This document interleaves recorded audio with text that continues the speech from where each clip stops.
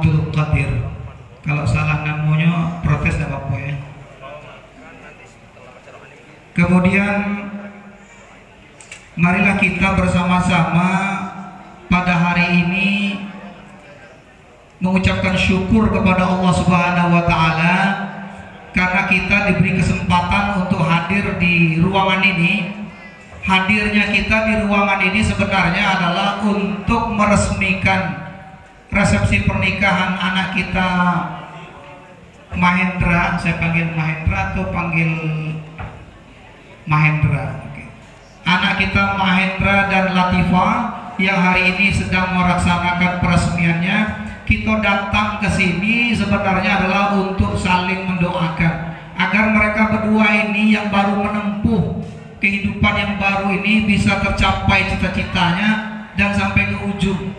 Itu tujuan kita. Maka mari kita bersama-sama berdoa kepada Allah, mudah-mudahan keluarga baru ini bertahan sampai ujung, sampai kakek nenek dan sampai akhirat. Amin ya rabbal alamin. Bapak Ibu sekalian yang dimuliakan Allah, selanjutnya mari kita juga bersolawat kepada Nabi kita Muhammad SAW. Mudah-mudahan solawat kita yang kita baca setiap hari itu nanti akan sebagai penambah, pelengkap amal ibadah kita yang dirasa kurang, yang belum cukup. Jadi manfaat dan tujuannya adalah mendapatkan syafaat dari Rasulullah SAW untuk menambahkan amal kita yang kurang, yang mungkin kita tuh campur aduk amalnya, campur riya, campur sombong, campur takabur. Maka dengan sholawat mudah-mudahan Allah Rasulullah memberikan syafaat kepada kita dengan menambahkannya dan amal kita menjadi lengkap. Bapak Ibu sekalian yang dimuliakan Allah, tugas saya hari ini adalah memberikan sedikit nasihat buat anak-anak kita ini. Kalaupun saya menasihati belum tentu saya perlu baik, ya kan? Kadang orang nasihat itu pandai, kemudian dia bercakapnya pandai, tapi belum tentu melaksanakannya bisa. Saya belajar dari sini, berucap dan sekaligus belajar bagaimana ucapan itu akan saya praktekkan satu persatu. Bapak Ibu sekalian yang muliakan Allah, saya bacakan dulu ayatnya ini supaya saya ingin buktikan mereka ini duduk rapat begini. Bismillahirrahmanirrahim. Wa min ayatihi an khalaqalakum min anfusikum azwaja litaskunu ilaiha wa ja'ala bainakum mawaddatan wa rahmah inna fi dzalika laayatin liqaumin yatafakkarun. Surah Ar-Rum. Ini Quran surah Ar-Rum. Artinya kurang lebih begini. Dan di antara tanda kekuasaan Allah, ini tanda kekuasaan Allah, wa min ayatihi an khalaqalakum, diciptakan, min anfusikum, dari diri kamu, azwaja, diciptakan dari diri kita itu pasangan. Pasangan Mahendra ini adalah Latifah. Latifah ini diciptakan min anfusnya, dari jiwa, dari dirinya si Mahendra. Azwaja litaskunu ilaiha, tujuannya diciptakan itu untuk dia supaya tenang. Litaskunu ilaiha wa ja'ala bainakum mawaddah, dan dibuatlah di tengah-tengah mereka ini cinta, warahmah, dan kasih sayang. Bukan cinta dan kasih sayang. Inna fi dzalika laayatin liqaumin yatafakkarun. Itu tanda-tanda orang berpikir. Baik, kita mulai. Bapak-bapak, Ibu perhatikan. Si Mahendra sudah bisa duduk manis di sini dengan anteng, kalau orang Jawa bilang, tenang, karena sudah menemukan rusuknya yang patah tuh. Nah, sebelah ini lah ketemu dia. Tenang dia. Sebelum dia duduk di sini kita tanya lah Mahendra nih, keliling-keliling nyarinya, nggak ketemu, ketemunya di Telanai. Dari Maya, asli orang Maya. Oke, Jogja. Saya dengar keturunan. Oke. Keliling-keliling beliau nih, si Mahendra ini, ketemu di Telanai, duduklah dia, tenang. Perhatikan wajahnya, pikirannya. Kalau ibu-ibu rawat rasakan ketenangannya karena duduk di sebelah pasangannya. Sudah ketemu. Tengok lagi Latifah, duduknya mepet-mepet. Itu tandanya cinta yang menempel itu. Kalau tidak ada cinta, Bu, biasanya kalau kita tidak cinta lagi tuh, yang sebelah sana, yang sebelah sana, atau jalan, lakinya di depan, bini di belakang. Atau tanda cinta mulai pudar.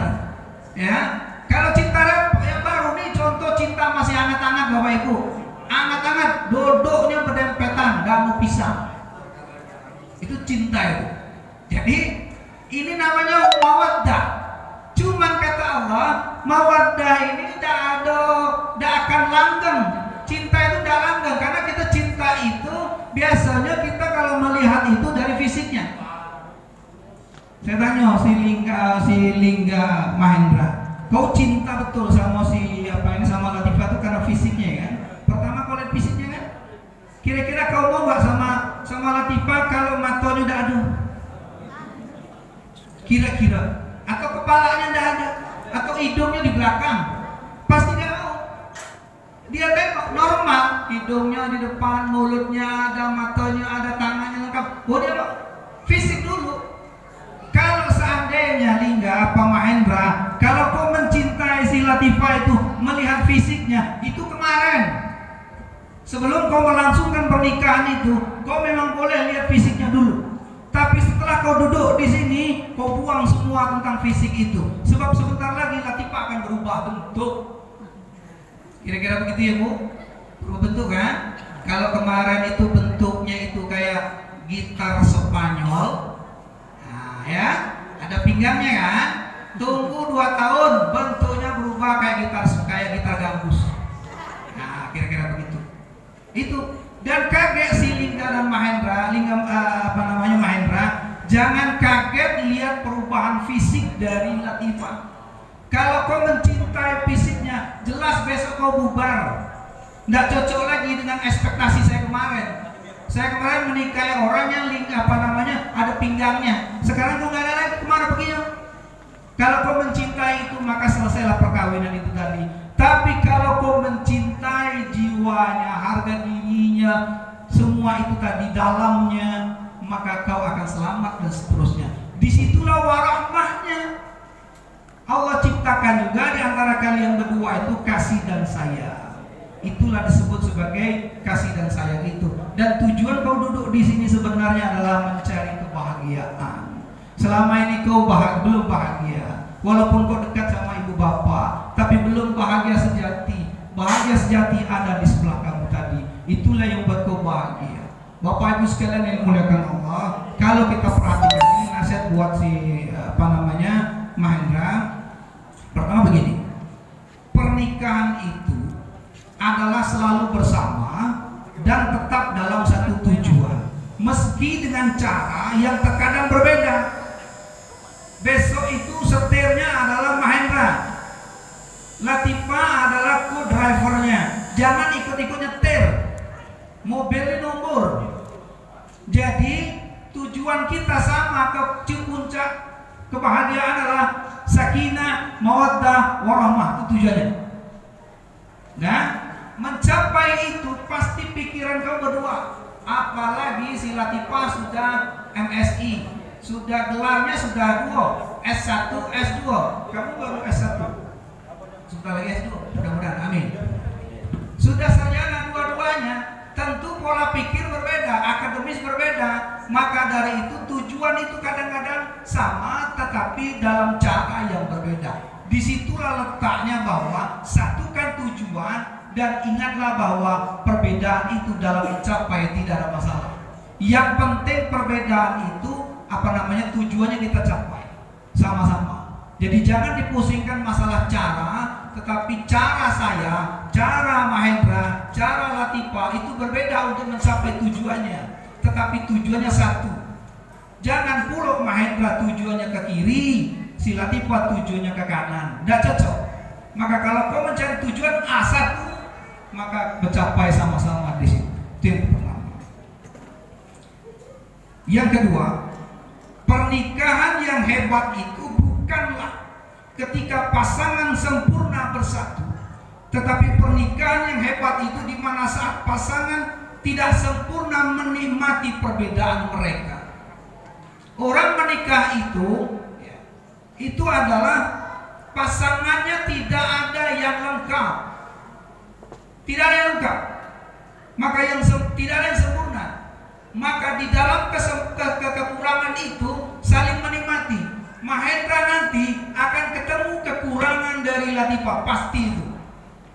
Kalau selama ini dia tutup-tutupi, itu biasa anak muda. Di depan calon mertuanya rajin yang dirupanya. Setelah itu enggak lagi. Belangnya apa? Nanti si Mahendra akan ketemu belangnya si Latifah, Latifah pun akan ketemu belangnya si laki ini, si Mahendra. Dan di situ ada perbedaan. Perbedaan itu nikmati. Ada kekurangan-kekurangan. Biasanya pasangan ini antara langit dan bumi selalu berbeda.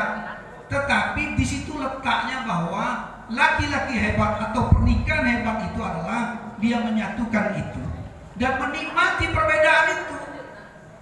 Kalau bini saya kurang ini, ya saya lengkapi. Kalau maka dalam Al-Quran dikatakan antum libasul lakum wa antum libasul lahunna. Kalian ini, Mahendra ini adalah pakaiannya Latifah, Latifah itu adalah pakaiannya Mahendra.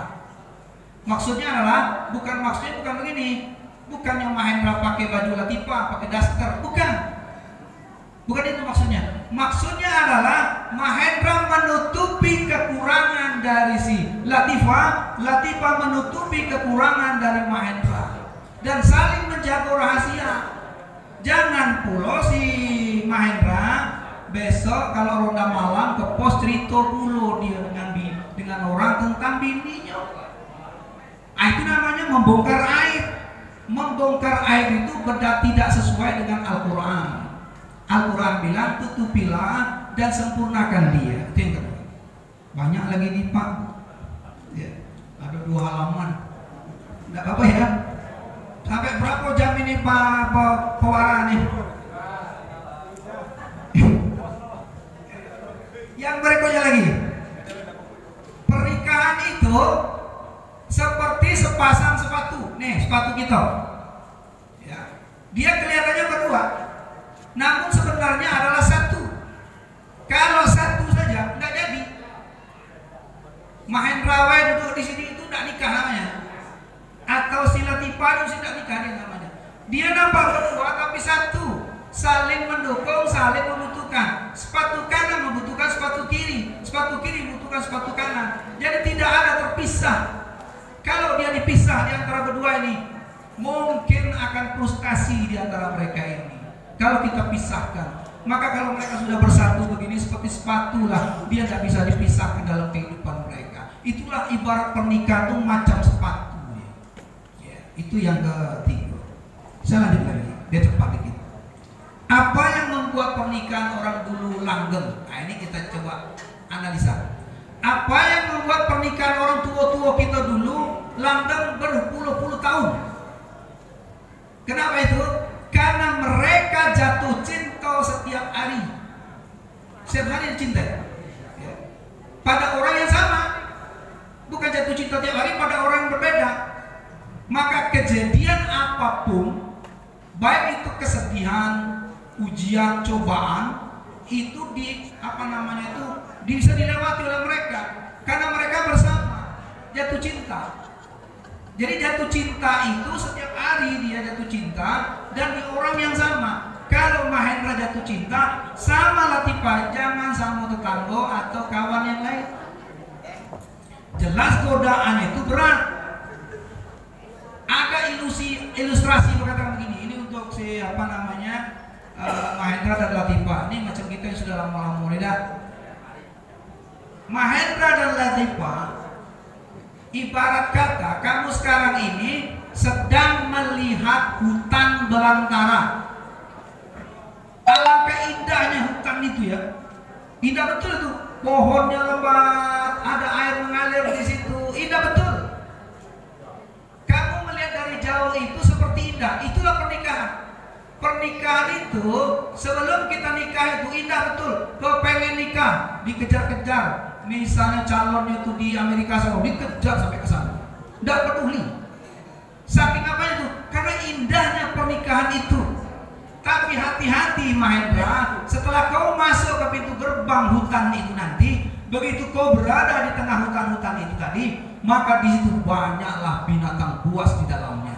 Ada harimau, ada ular dan segala macam. Artinya pernikahan tidak seindah yang kamu bayangkan. Banyak cobaan yang akan kau hadapi besok. Banyak cobaan itu. Maka ibarat kata pernikahan itu bagaikan hutan belantara. Oke, yang kelima, suami istri. Nah, ini agak sama-sama kita juga sekalian untuk Mahendra. Suami istri itu adalah partner dalam pernikahan, bukan seperti pembantu dan majikan. Keduanya kita ini, si Mahendra dan Latifah, harus ikhlas berbagi peran agar rumah tangga berjalan seiring sejalan.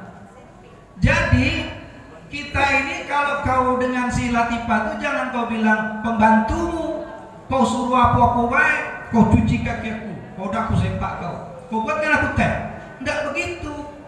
Partner itu tidak seperti pernikahan itu bukan antara majikan dengan pembantu, main suruh-suruh, main sepak, main tendang. Bukan. Dia adalah partner dalam kehidupan, berbagi peran dan ikhlas. Latifah perannya di belakang sebagai tukang masak, ikhlas lakukan itu. Si suami perannya di depan, sesekali membantu ke belakang, tengok piring banyak, bantu cuci. Jangan kata bilang pantang bagi laki-laki nyuci piring. Bukan harga diriku jatuh kalau cuci piring. Tidak begitu dalam rumah tangga. Kita bisa cuci piring, kita bisa cuci baju. Kalau istri lagi tidak kuat, lagi sakit, itu partner namanya. Jadi tidak ada pantang dalam rumah tangga itu. Semua pekerjaan laki-laki bisa dilakukan di depan dan bisa di belakang. Perempuan pun begitu. Begitu kamu nanti Latifah lihat suamimu tidak mampu lagi, dan kamu bantu. Jadi ikhlas pada peran masing-masing. Jangan iri mengiri. Ini ada pula bini iri kepada lakinya. Enaknya kau di depan, aku di belakang, kau cowengke. Sekali aku di depan dong. Tidak boleh begitu. Peran kita di mana nih? Kau harus sepakat dengan si Latifah. Latifah harus sepakat dengan Mahendra. Kita berbagi peran dalam rumah tangga ini. Biar berjalan perahu nih. Kalau kau masing-masing pegang ego masing-masing, selesai itu dalam rumah tangga. Maka banyak perkawinan itu yang kandas di jalan. Itu akibat lakinya ego, istrinya ego, sama-sama kuat egonya, akhirnya rubuh rumah tangga. Maka hanyahkan, keluarkan ego dalam diri Mahendra dan Latifah, nanti keluargamu akan sakinah, mawaddah, warahmah. Oke, yang berikutnya lagi. Janganlah kau si Latifah menjadi istri yang berbakti kepada suamimu ketika suamimu sedang banyak duitnya. Lagi banyak duitnya.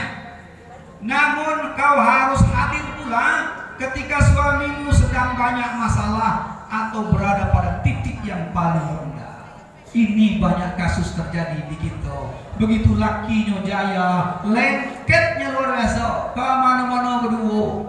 Begitu lakinya jatuh, ambruk usahanya, disepak tuh lakinya. Dah kata guna kau di rumah, gila kau. Janganlah jadi seperti itu Latifah. Apapun yang terjadi pada lakimu, pada suamimu, dekatilah, bantulah dia, dan berbaktilah saat itu. Kalau kau berbakti hanya saat dia punya uang, setelah dia nggak punya uang lagi kau buang dia, kau sebenarnya bukanlah wanita sejati sesungguhnya. Wanita sejati adalah mengiringi langkah laki itu sampai kapanpun, walau dia senang, walau dia susah. Itulah istri yang sejati. Maka mudah-mudahan Latifah menjadi istri yang sejati dan selalu melindungi atau mengiringi langkah-langkah si Mahendra, baik senang ataupun susah. Itu yang ke-6. Yang ke-7. Nah, ini untuk si Mahendra. Dengerin Mahendra ya. Pria sejati, nah ini catatan saya ini. Pria sejati tidak habiskan waktunya untuk mencari wanita lain.